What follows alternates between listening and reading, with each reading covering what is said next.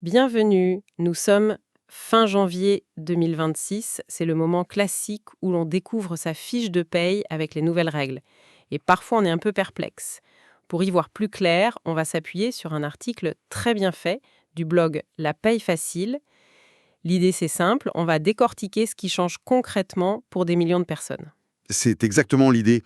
Et il faut bien voir que derrière ces chiffres, il y a des choix de société. Ça concerne vraiment tout le monde. On peut analyser ça en trois parties. D'abord, le socle, les fondations. Ensuite, les avantages qu'on voit au quotidien.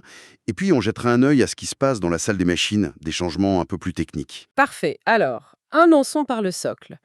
Le SMIC horaire brut, il passe à 12,02 euros. Ça nous donne un mensuel brut d'environ 1823 euros pour 35 heures. Bon, ça, c'est la base. Mais l'article insiste beaucoup sur un autre chiffre, le PASS, plafond annuel de la sécurité sociale. Honnêtement, ça sonne très technique. Pourquoi c'est si important? Ce n'est même pas un salaire qu'on touche. Ah, mais c'est la question essentielle. Le pass, il grimpe à 48 060 euros. Et vous avez raison, ce n'est pas un salaire. Il faut le voir comme la pierre angulaire de tout notre système. Vraiment.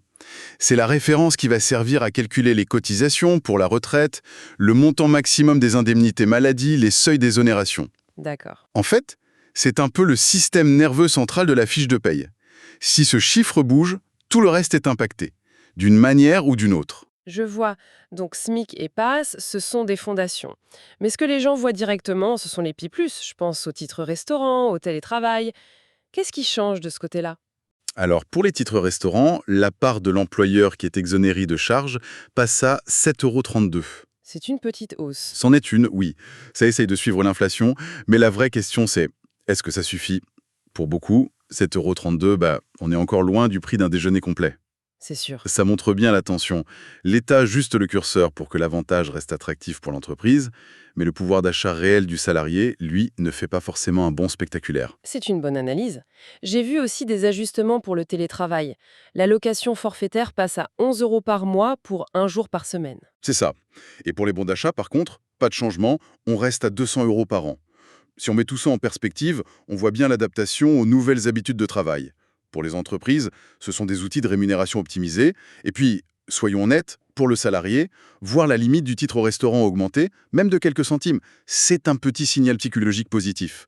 On se dit, tiens, je vais peut-être pouvoir prendre le dessert aujourd'hui. D'accord, ça c'est pour le visible. Mais l'article parle aussi de changements dans la salle des machines.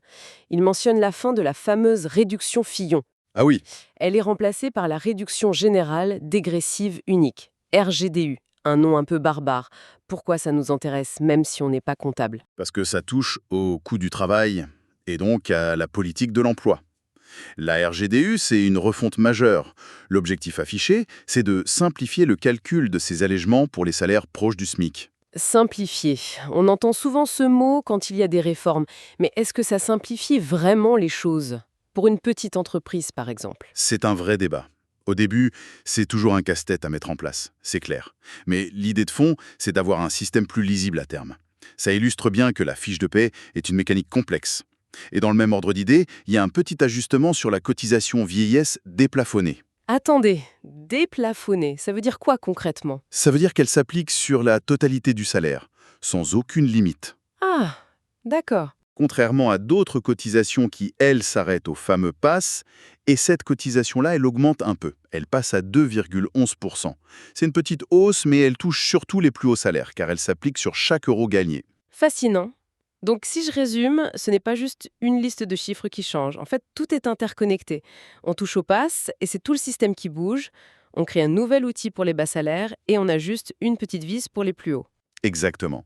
Et c'est peut-être la conclusion la plus importante. Cet article nous montre que tous ces paramètres sont réévalués chaque année. La fiche de paie est un document vivant. Oui, Et ça soulève une question de fond. Au-delà des chiffres, tous ces ajustements, ce n'est pas le reflet d'une quête permanente d'équilibre, un équilibre fragile entre le pouvoir d'achat, le financement de notre modèle social, et puis les contraintes des entreprises. C'est finalement un miroir annuel des politiques socio-économiques du pays.